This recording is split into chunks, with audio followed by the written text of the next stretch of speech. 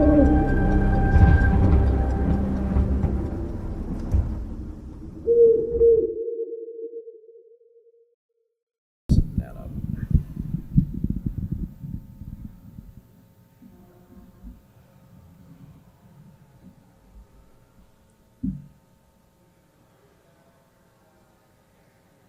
right, I think we'll get started. Sound good? All right. So hi, everybody. I'm Kevin Bong. I work for GoScale. We're a relatively new startup that does cybersecurity. So penetration testing, incident response, digital forensics, things like that. I've been doing that kind of work for a number of years. And actually the last 3 years before kind of moving over to GoScale, that was kind of the main doer hat that I wore, was to do incident response. A lot of cart breach investigations. Microphone up. Well, I'm going to have to be at the keyboard is the thing. I'm going to be a very amount of demos. So I've been doing digital forensics the last 3 years. And that's kind of what our talk about is here today. So we're going to go over a little bit of background on digital forensics and the scenario I put together. But most of the time it's going to be actually kind of in a virtual machine, doing some different demonstrations of some different tools. This is a virtual machine that I've got available for you all to download and either play in or use for a real investigation kind of after today. So we'll have a QR code on the screen at the end of the presentation for that. But yeah, that's what this is about. So digital forensics. So in my mind, there's really two flavors of digital forensics. There's the type that you do during a breach or after a breach. So you've had a ransomware attack. And I don't really consider it forensics when you're doing your first response, when you're doing, containment, trying to figure out where the bad guys are, turning off the firewall, that kind of stuff. The forensics takes place shortly after that, when you're trying to figure out how did they get in, what did they do. So it's gathering evidence, it's analyzing that evidence, log files to see where they were, artifacts on disks that they left behind, things like that. So that's like one flavor of the forensics, is the kind of digital forensics and incident response flavor. And then the other flavor is more law enforcement and litigation support. So it's not so much malware and attacks and what artifacts did it leave, as, especially if you're in law enforcement, you're looking either at a lot of cell phones for like what are drug dealers doing on their cell phones, or a lot of pornography type things and things like that. And the scenario I'm doing here is a bad lever investigation. So this bad lever investigation, I chose this one because it actually uses a lot of tools and techniques for both of those flavors. You do a lot of things that you would do if you're preparing for or need to support litigation, but it also kind of falls into the realm of a lot of the same things you'd hunt through if you were trying to investigate ransomware or some other malicious activity on your network. So what is this scenario that we've built this around? Got a guy called Bill Fruitcake. He's a bad leaver, if you're not familiar with that term. In a corporation, if someone leaves under poor circumstances, you terminated them and they threatened somebody, you thought they were taking intellectual property with them, they went to work for a competitor, something like that, you kind of consider that a bad leaver. It wasn't a good split. And in this case, Bill went to work for a competitor. That competitor is Lepu Industries. That name is important because one of the things we do even at the outset is, what are some of the artifacts we'll look for? What are some of the indicators that are appropriate for this case? And in this case, the string Lepu is something that's going to be interesting. Like, okay, has he been talking to them? Did he give data to them? What is that? So that's our scenario. Company leadership is concerned that, hey, IT guy, I know you've never done forensics before, but Bill just left. We think he went to a competitor. We think he took some data with him. Can you look at his laptop and tell us what he did? We're not going to hire some outside firm. We don't have the budget for that. We just want to know if he did anything. And, a lot of people, if you worked in IT a while, that's not an uncommon ask. Like, that's not my hat, but I guess I got to figure it out. And that's what this is really about. So in our scenario, what do we have? Well, they said, here's Bill's laptop. He left it at his desk that last day he was here and he never showed up again. We can get you admin access to the domain controller, so you can pull logs off of that if you need them. We'll get you admin access to our M365 portal. That's where we've got our email, our SharePoint, our Teams, anything like that. And then, hey, here's this little micro SD card we found in Bill's laptop bag. We don't know anything about it, but probably look at that too. So that's what we have to work with. And then, again, leadership's like, did he take anything with him? Did he take files off of SharePoint or OneDrive? Bill was a mail clerk. He shouldn't have been looking at some of our projects, but the other IT guy told me that the whole corporation can actually see this shared drive. I didn't know that. Did Bill look at that shared drive? We had some secret files there. Hey, did he talk to these people at LaPoo? That's where he went to work. Did he bring our stuff with him there? Can you tell us if he put stuff on a thumb drive? Did he put stuff on a file server? And actually, his boss said that it seemed like he was working from home when he wasn't supposed to be. Did he have some kind of remote access into the company? Did he have remote access tools on his laptop? So those are pretty common questions you might get in this type of scenario. All right, so our investigation plan really has a couple big phases. The first one is just to go collect evidence. What kind of evidence are we looking at? Well, we've got disk images. So the laptop, we're going to want to get an image of that laptop's hard drive so we can start kind of digging through that image, but without making any changes on the hard drive. If we do end up taking Bill to court, we want to make sure that anything we present as evidence can be used as evidence, that nobody starts questioning, well, how do we know Bill put that file there and not you because you had the laptop for the last 6 months? Things like that. We're going to go look for the Microsoft 365 logs, Bill's mailbox contents. Was he sending stuff out through his corporate mail? And then, what can we get off the other event logs and things like that? So that's the first stage collection, and I like to go collect everything right up front. It's really tempting in this type of investigation to get into the M365 mailbox and start suddenly digging through it. Well, while you're doing that, maybe your domain controller logs are rolling off. You're losing events. So go and get all the evidence first, tighten it all up, then start digging in. So you're not letting that stuff kind of fall by the wayside because you followed some other path. But we're going to go through and then analyze this evidence. And we're going to do this investigation all using kind of open source tools on a Linux virtual machine I put together. There's a lot of commercial forensic tools out there. You've probably heard of Encase and FTK and things like that. The free utilities they give you, like the FTK Imager, is awesome.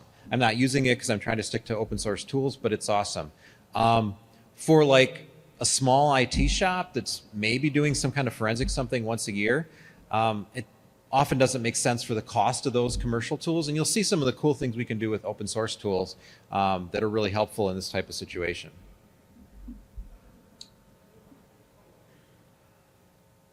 So I'm going to pivot over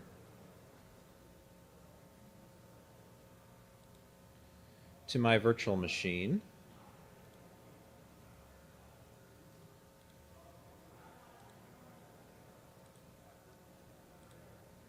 So what this is, and I'm going to spend a couple minutes talking about it. This is a virtual machine. It's built on Bodhi Linux, and the reason I use Bodhi Linux is because it's very small.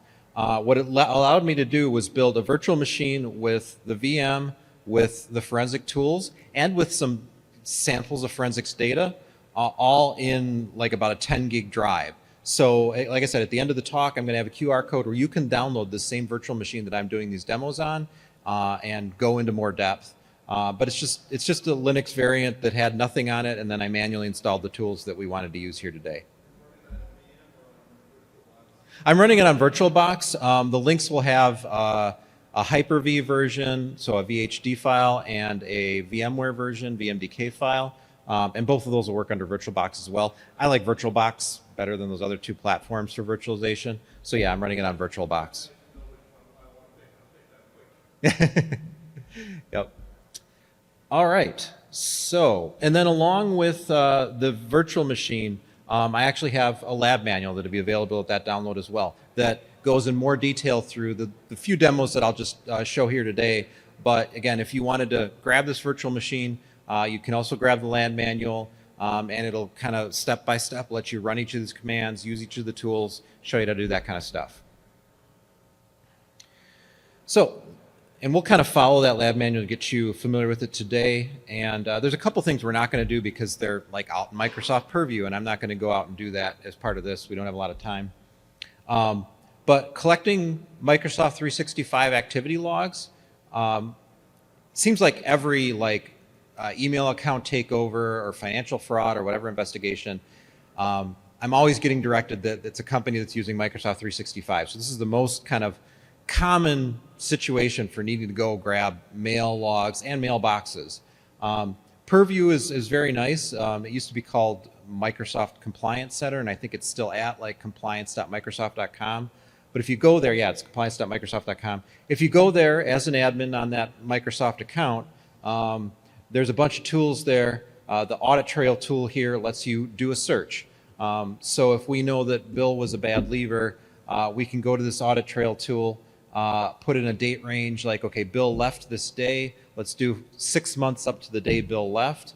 And activities, well, in this place, I'll probably choose all activities. So it's going to give me every login that it has in his history. It's going to give me every file that he looked at if it's configured for that, SharePoint access, all that kind of stuff. So just dump all that stuff out to me in Office 365 activity logs.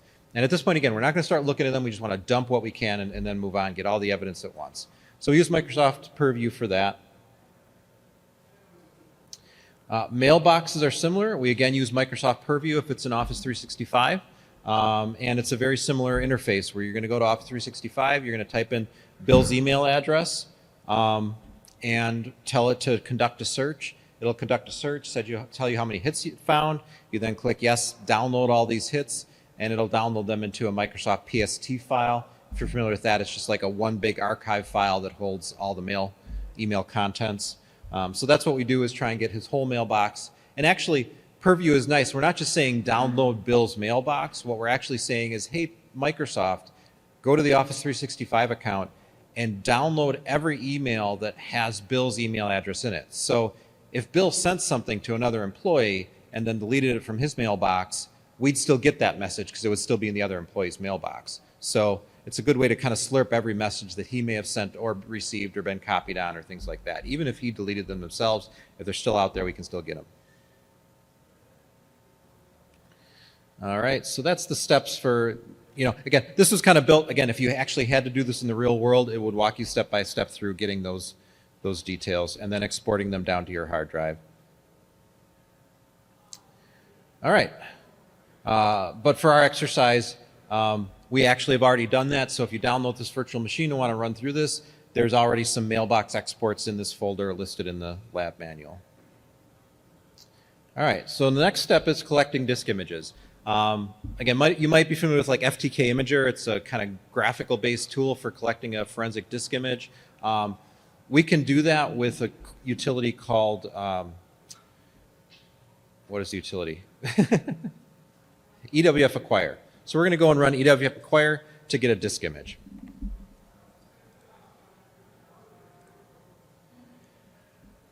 So if we do sudo fdisk-l, so fdisk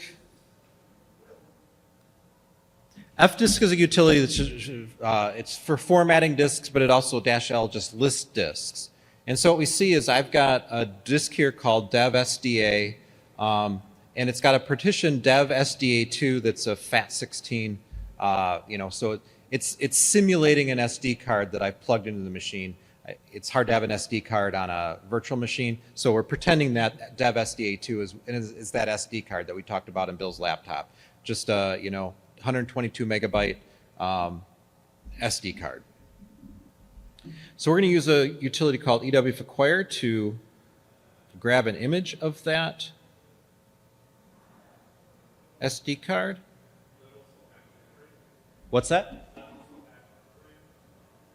I'm sorry. So yeah. So we're going to have it output the EO1 format. So it'll not only create the image, but it creates it in the encase EO1 format that also will output its MD5 and SHA hashes and other metadata about the file. So yeah, the command we're going to run is this one. All right, so we're doing sudo. If you're not familiar, sudo means I need to run it as admin. We're working with disk, we need to run it as admin. EWF Acquire, and then -t is going to be our output file name, and then the item we want to image is dev SDA2. And it's going to have a little wizard that's going to ask us some additional questions that what we've asked it to do is we're going to ask it to build a in-case EO1 format. So you're probably familiar with like a zip file or different file formats like that archive things together. EO1 format is a format that archives forensic disk images together that's really common for use across all the commercial tools and the open source tools. It packages the whole disk into one file or chopped up files, and it records metadata like a hash or checksum to make sure the file is still valid. So we need a case number. Give it case number 2, why not? Description, Bill's SD card. Evidence number, this is our second piece of evidence. This is me. No notes. And this is removable media. Physical, none of this really matters. It just keeps metadata about the evidence for us to know about later. This one's important though. What we want to actually say here, it's got the default in case 6, so we're just going to hit enter. So in case 6 is that EO1 format I was talking about. Now this is interesting too. It's asking us for a compression method, and you've got an option here to compress that EO1 file. And in every other realm that you work in, using compressed files kind of slows you down, right? Like if I've got a zip file and I need to open it, I have to first unzip it to open it. A really interesting thing about working in forensics is working with a compressed EO1 file is actually faster than working with an uncompressed file. Because when you're doing forensics, the bottleneck is always reads and writes to the disk. Well, reads to the disk of the evidence. And so when that's compressed, you're decreasing the effort on the disk reads and writes and increasing the effort on the CPU where you've got a little more horsepower. So whenever you're doing forensics and you got an option to compress evidence files, do that because it actually makes your processing go faster because it decreases disk reads and writes. So we're going to do the compression and we're going to do fast. Whoops. And the rest of this should just be fine. It's telling us, you know, basically the defaults will say grab the whole disk. So continue to acquire, we're going to do yes. Now if this was like a 1 terabyte hard drive, this, depending on how you're doing it, could take an hour or 2 hours or 6 hours. You know, if you're doing it over a USB dock, more like 4 or 6 hours. If you're doing it directly connected to a motherboard connection and what you're writing it to is also a SATA disk or something like that, it could be much quicker. Here it's just a 122 megabyte file, so we're already done.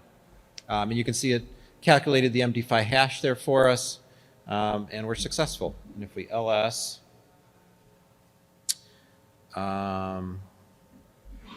you can see we've got this Bill Fruitcake portable drive.eo1 here on the screen.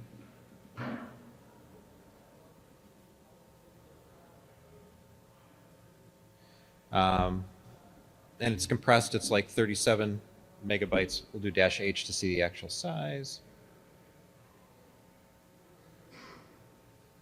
Yeah, so it compressed that down to 37 megabytes. So that's what it took to get a disk image that we can now work with in our forensics tools.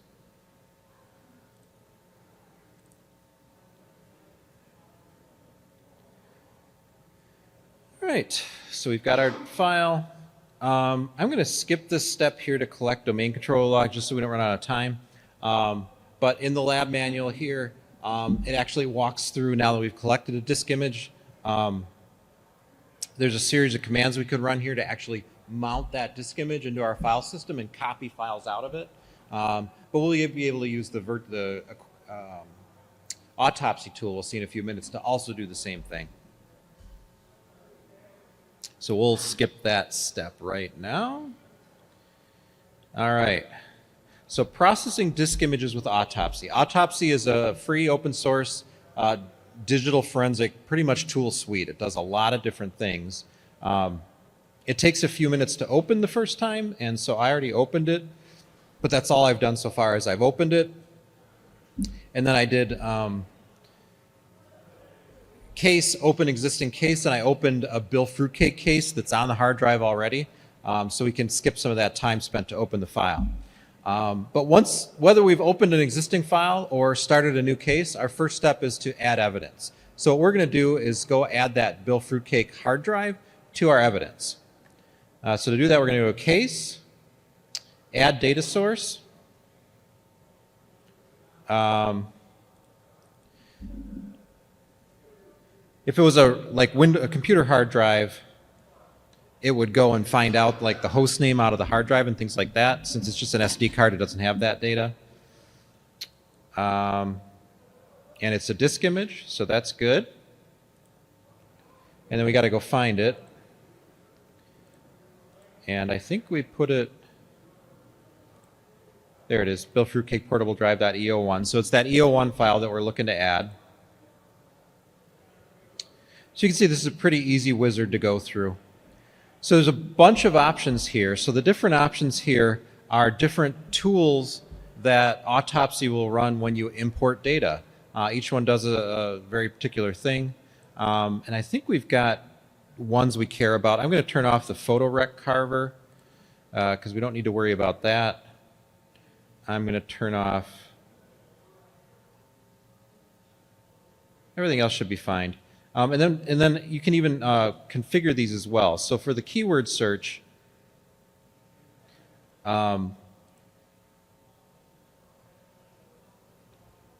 we've enabled, so I've set up some keywords in here related to the Bill Fruitcake case, like LaPoo and like email addresses of people who work at LaPoo and things like that. So I might want to make sure that those are turned on as well.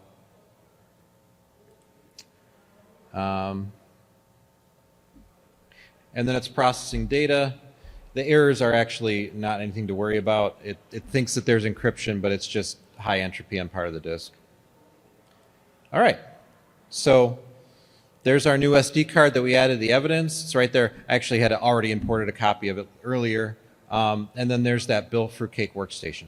So once we've done that, and again, that was very quick because we had a 122 megabyte drive that didn't have a lot of data on it. If we were importing an entire, again, terabyte hard drive, that process may have taken an hour or better for it to read and kind of basically pull out all the interesting data in the file. But now that we've done that process, it's pretty cool what we can find out about this disk. And we're just going to go kind of down the stack here and look at some of the different stuff that we can learn. So at the start, we can drill into the file systems themselves. So this was the workstation hard drive, and the Windows partition is probably this NTFS partition.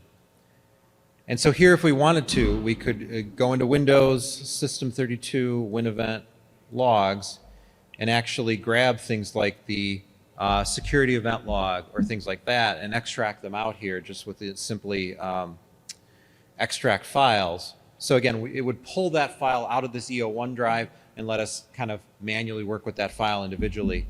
So that's pretty cool. Any data that it found, it's going to put there. And not just data that it found like that was in the file system, but if you look, like one of our things here is unallocated. So it actually found a few files, at least here, that were in deleted space, unallocated space, and things like that. So as we go through, we'll see that it not just looks at what's on the file system, but it looks at what was on the disk, you know, that may have been deleted in the past or things like that. So that's what this first section does. It just lets us drill into the file system itself. And we can do that with the SD card as well. And it looks like there was just unallocated space. So we'll see what we found there a little later. Next view is file views. It's got them broken up by different file types. So this is, again, both stuff that carved out of the disk, like, hey, I looked for anything that looked like a JPEG and indexed it. I looked for things that looked like videos, as well as, you know, stuff that actually was on the disk, documents. So we can drive into documents here, and we can see that there are 30 Office documents and PDFs, things like that.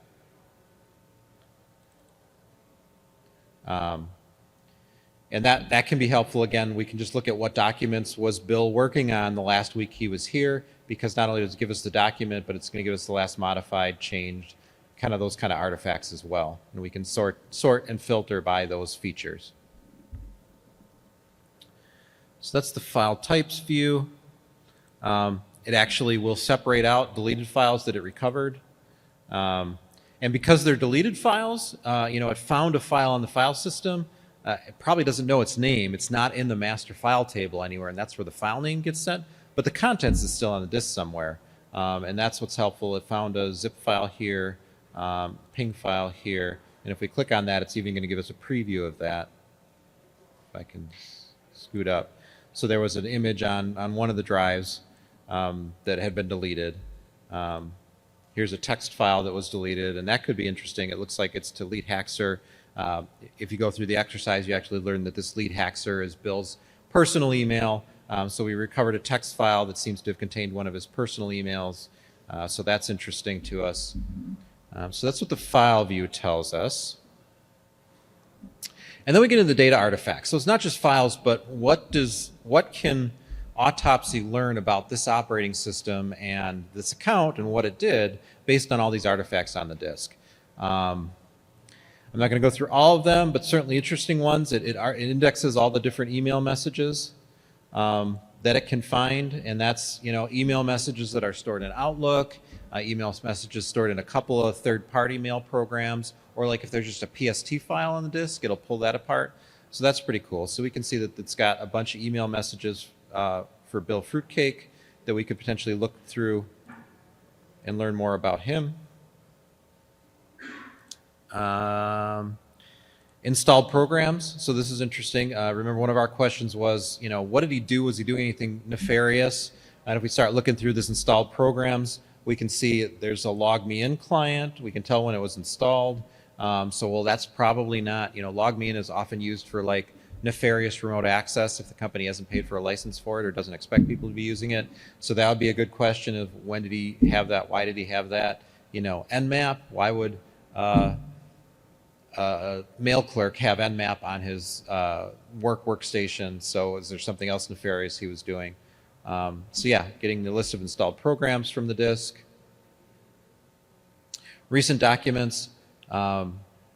So this looks at, you've got, when you're on your computer, you see kind of the recent documents, document history. It can pull that and kind of tell you when did, now it's giving us 00 data access here. I don't know why it's giving that, probably just based on where it pulled from. But, we can see some of the recent files that he had been using. We can see a lot of these are related to an E drive, but his laptop doesn't have an E drive. So that kind of tells you, okay, he was putting something on an E drive, maybe a thumb drive or a portable USB drive. Do we have access to that? What were those files? Some of them, an export from our ERP platform. Why did he have an export from our ERP platform on a removable drive? So maybe your attorneys are then, subpoenaing for, they want to get this drive back. And you can't just subpoena for, hey, I need the drive that was the E drive. You need details about it. And you can actually get to some of that. So if we look at USB devices attached, we can see that, okay, there was a SanDisk Cruiser attached with this specific device ID. And so now your attorney can actually go back to, Bill's attorney and say, hey, on April 30th, Bill connected a SanDisk Cruiser device to his laptop, and minutes after that, we see him copying or accessing some of our files on that SanDisk Cruiser device. So we know that our company files were on the SanDisk Cruiser hard drive with this serial number. Bill needs to provide us that hard drive. He needs to give it back to us, needs to give it to us. So kind of cool that we can go to that level of depth, to go back and say, I need this hard drive with the serial number that he wrote these files to it on this time, on this day. Autopsy also kind of tears apart your web history. So we can see logins in one of the browsers into logmein.com or Microsoft Online. And it actually sometimes will go as far as to give you the user ID. I'll see the username here is default, so it wasn't able to pull it for these. But you get a lot of information from the different web artifacts that are left on the machine. Here we're looking at the cookies. A lot of time, the cookie name might actually give you the login ID they used on that website. Looking for anything that stands out here. I'm not seeing anything, but you can at least see which websites he was visiting based on the domains and the dates that there was last accessed and things like that. So yeah, definitely in a lot of these investigations, I have been looking at the web history as pulled down through the cookies. Web downloads, this is a history of downloads. So when we're asking what applications did he install, this is good. We can see he was pulling data from GitHub. Why was our mail clerk pulling data from GitHub?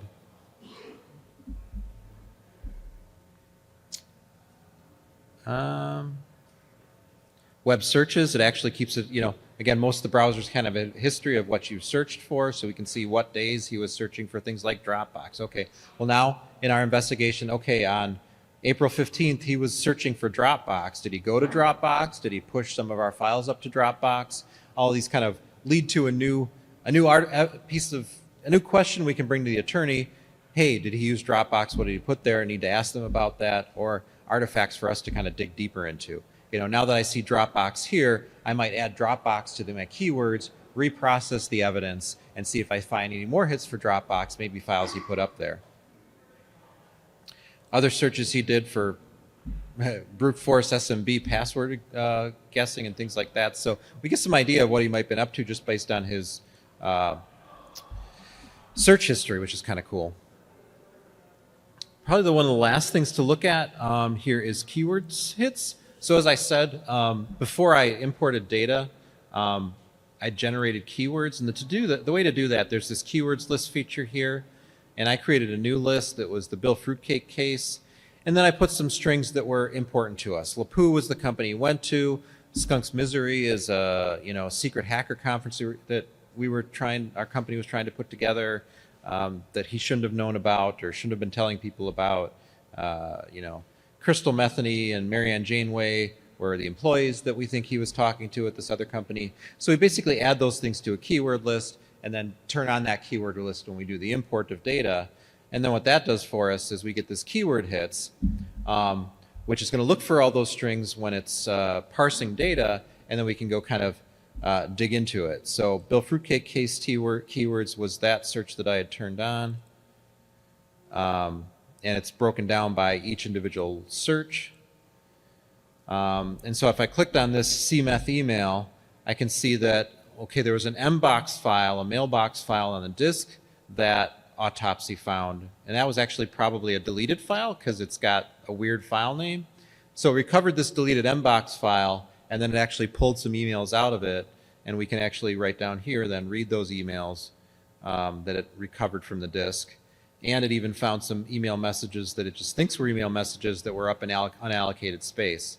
So pretty effective to say, okay, I found some email messages, and here they are. And then, hey, they match your keywords as well. That's pretty helpful. So, even though Bill didn't leave this on the drive, or actually what I've often seen this is if you're using something like Gmail or, a web-based mail service for personal mail, but they're doing it on their work laptop, a lot of these artifacts can still get written to the disk in a cache or something like that. They don't even know it, but because it's formatted like an email, something like Autopsy can find it, pull it back, and bring it to you.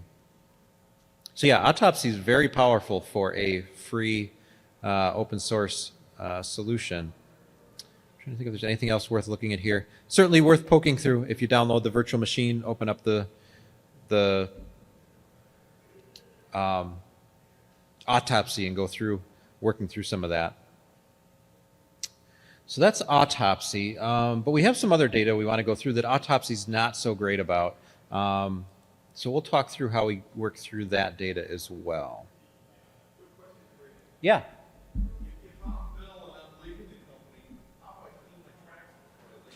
That's a good question. So the question is, if I'm Bill and I'm leaving the company, how do I clean my tracks before I leave? And the question kind of is, how do I clean my tracks without making it look like I wanted to clean my tracks, which is even harder. Actually, interestingly, one of the artifacts you'd find on this disk is that he had downloaded CCleaner. I don't know if you guys have heard of that. People for whatever reason, that seems to be something people download and think that it's going to clean up their machine before they leave, you know, nefariously. So I've seen that before. That's why I had it there.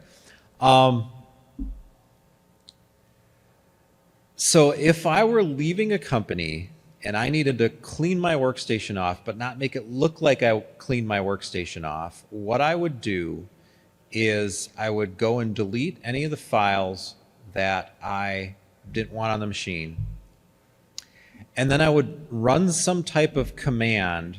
I'm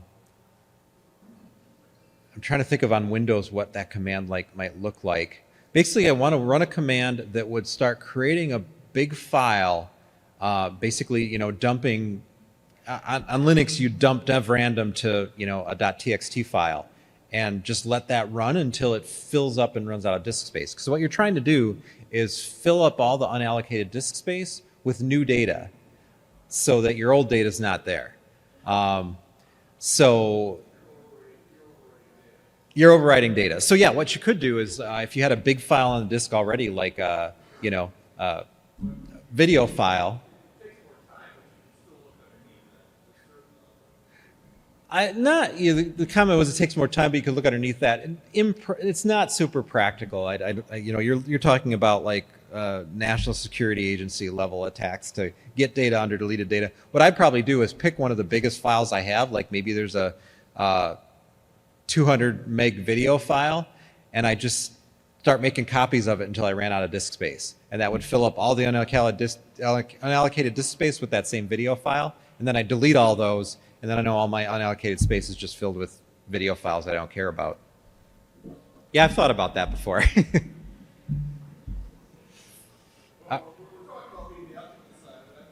But what might somebody else have done as well, and what might be an indicator that someone tried to do that?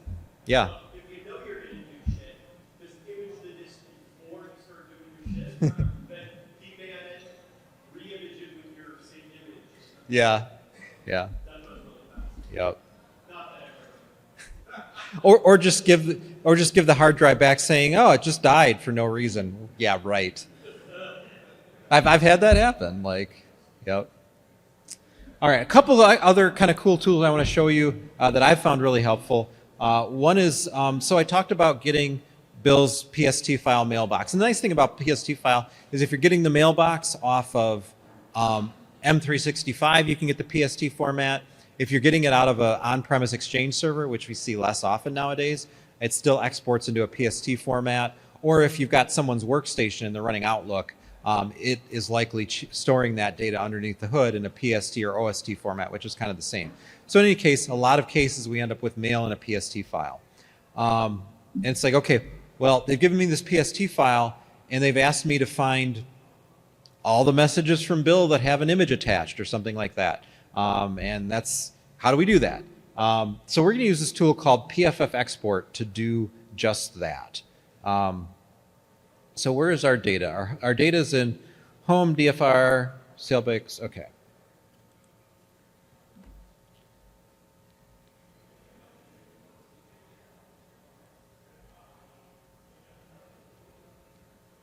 Oh.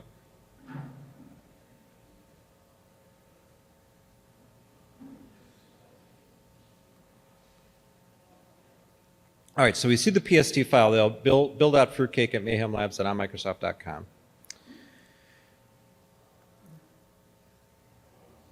And let's grab our PFF export command.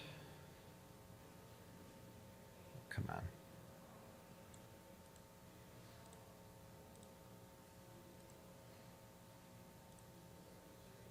So that went pretty quick. You saw that. So basically what we're telling it to do is take that input file, the PST file, and -T output it into this sandbox mailbox analysis folder. So let's go look in that folder now.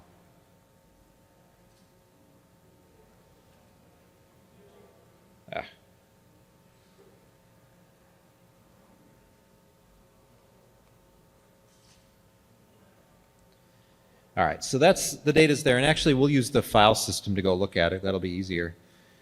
So this is what the PFF export utility did to that mailbox.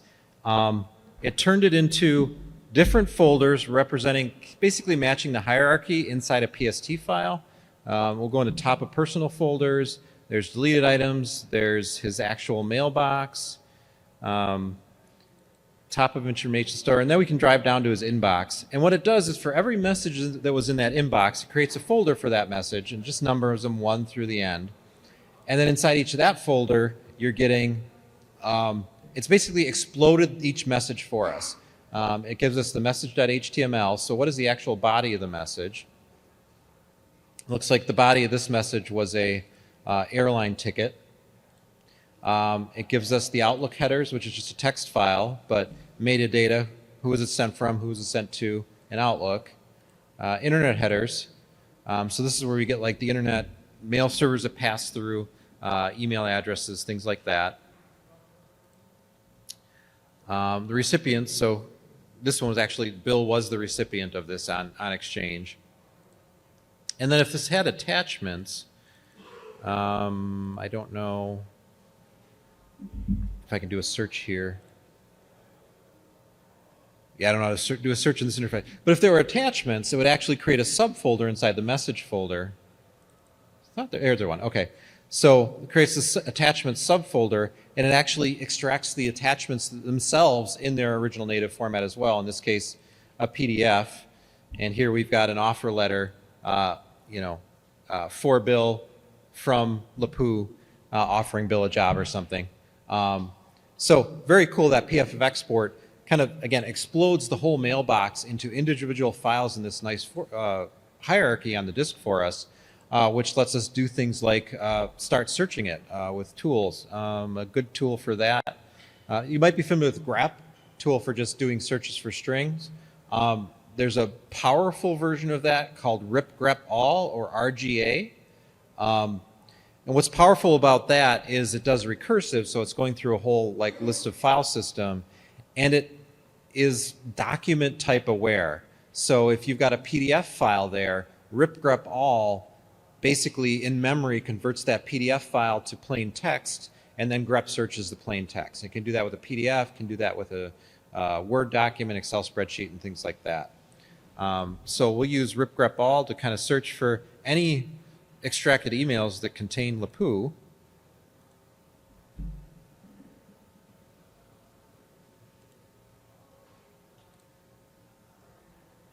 And it's going to search, and it tells us that the internet headers of this message 33 was from cmeth@lapoo.com. The Outlook headers for message 4 was from kevin@lapoo.com. So pretty helpful to be able to use that rip grep all, and just typically what I'll do with this is output this into text files or CSV files that I can then open up in Excel and start, okay, well, this is a message of interest. Let's highlight it. This message doesn't matter. Mark that one to ignore or delete. And with rip grep all, we'll run one more rip grep all command, just showing some of the power of it. So this one here, we're using a regular expression to say, just give me email addresses across all those files, all those mailboxes.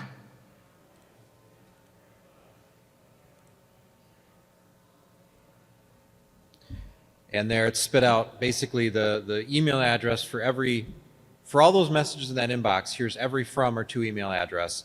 And then that might give me more things to dive into, like why was he communicating with this Shriva person at the Washington Post? Well, that's super weird. Was he sending something about us to the Washington Post or something like that? Or was he just unsubscribing to something? We don't know. So that's the PFF export to extract the mailbox. Windows event logs are another one that's kind of difficult to work with because they're in a binary format, this EVTX format. So we're going to use a utility called EVTX dump, to turn those from that binary format into something we can use.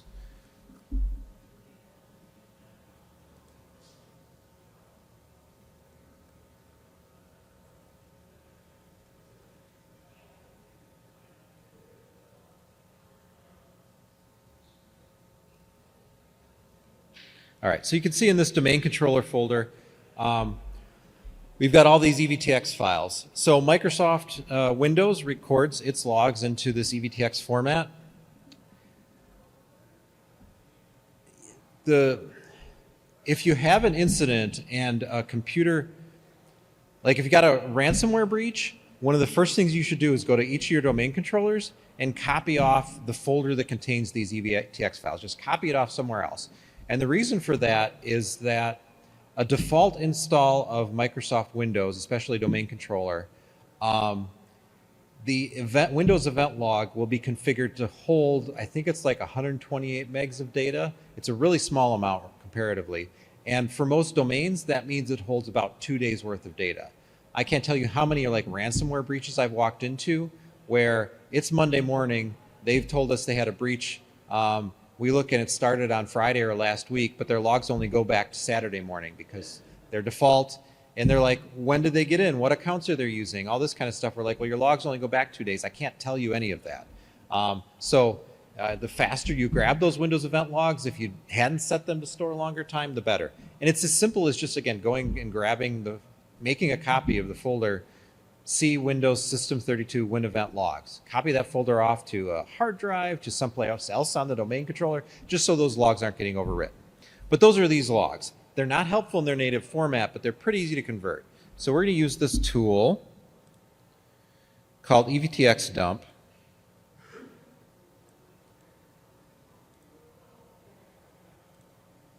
Oops, run. And I've already done it once, so we're going to give it a different file. It was that quick. We can see this new evtx1.xml is out there. So it's an XML format.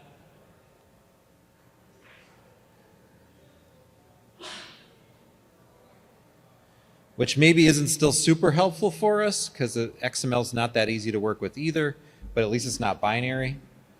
But then I've got this really simple script on here to turn that XML to text or tab. So the tab is nice because it's something we can then put in Excel, like I said. So one log entry per row on Excel, and we can then break out, sort them by their date stamp or origin or what the event ID is or things like that.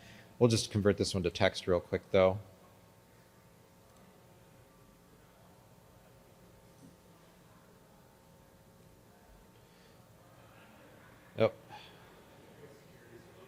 Oh, there we go. Good catch.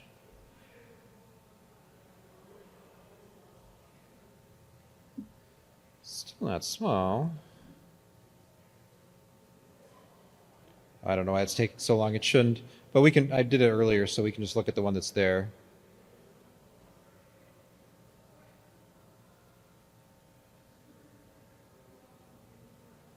Oops.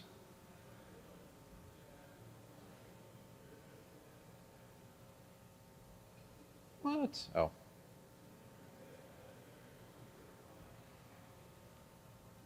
So you can see now it's got our Windows event log events, like one per line. Kind of hard to work with here in the terminal.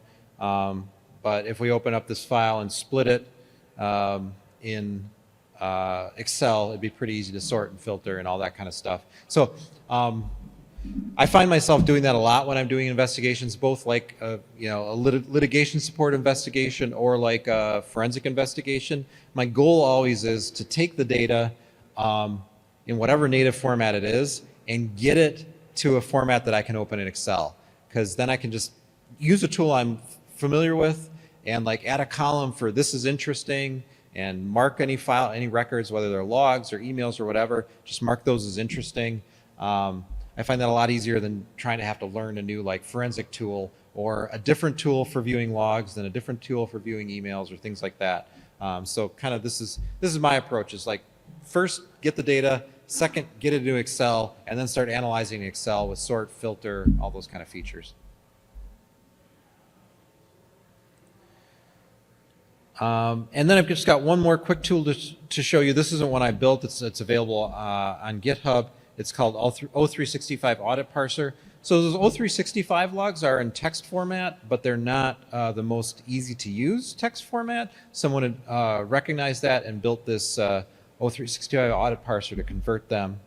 let's go take a look at that.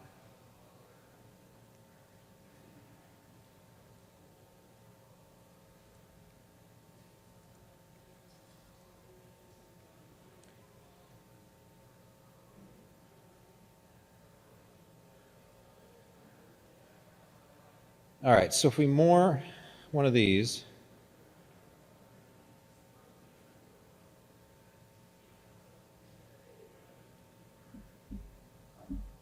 so this is the raw format that comes down from Office 365. Again, not super helpful.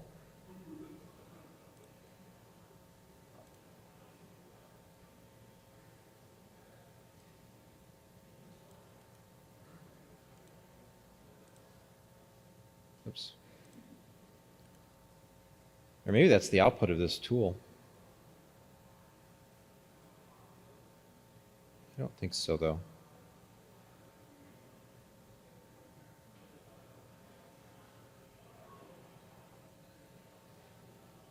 I expected to see both the input and the output in this folder, and I'm not seeing it, so I screwed something up.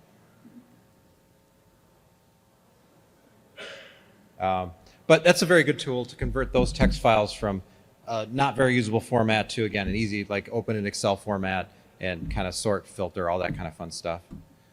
I'm going to switch back to the PowerPoint real quick.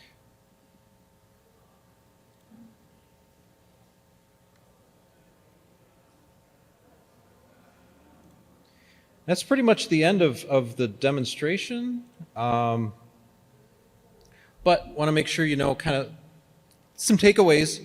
The first takeaway is if you are responsible for a corporate network, make sure to take a look at your domain controller log settings and your M365 log settings. All this investigation only works if the logs are there, and most of the time when I've had to do an investigation, we're finding that like the domain controller security event logs only go back 2 or 3 days, and M365 logs, it depends on your subscription, but sometimes they only go back like 7 days or maybe 30 days. And you might be able to tweak that, again, depending on your subscription. There's a lot of different factors, but at least know how far back your M365 logs go, if you can't even increase them. Here's that QR code I was talking about. I'll leave it on the screen here, but that'll get you to this virtual machine image as well as the lab manual if you want to, again, use it to go through it step by step to learn it, or just have it set aside so if you have this situation or a similar situation, you've got this virtual machine that you can use to run the PFF export command, run autopsy on, things like that. There's also live, a number of live CDs. There's the SAN DFIR image out there. SAN's one. Kane, I think, is one. So there's other ones out there as well.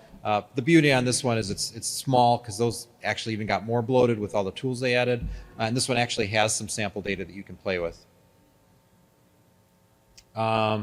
And then, again, if you're in a corporation and this seems new to you, have your company consider a tabletop exercise. It's great to get your IT staff together and kind of go through, hey, what if we had a bad lever?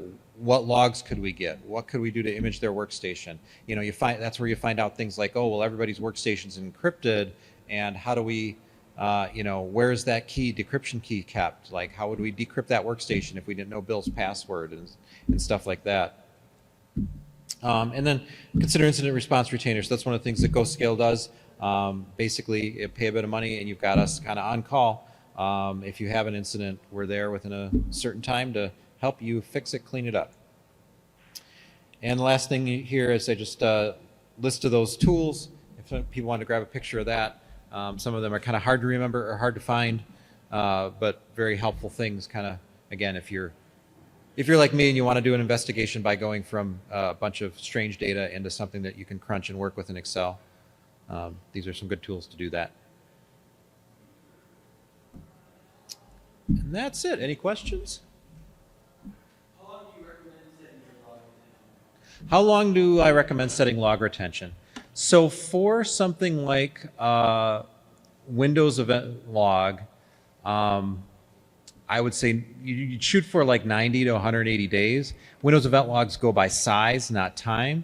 So like 1 gigabyte might be a good, you've got to balance there too. You've got to worry about how much disk space do I have, but also once they get so big, then if you have an incident, now you've got a 1 gigabyte log file that it could take you an hour just to process that log file into something usable. and you've lost an hour response time. So you end up playing a bit of a game there. But you want to get like 90 to 180 days on your Windows network, so you know for the security event log, like when did people log in.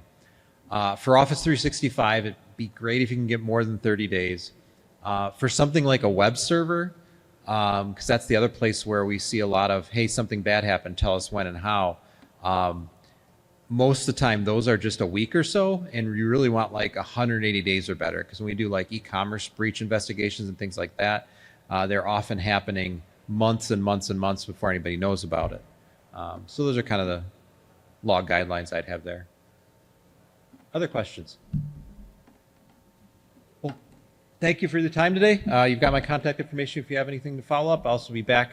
So we're running the hardware village there. If you haven't put together a Wi-Fi hacking module yet at our little soldering village, stop over.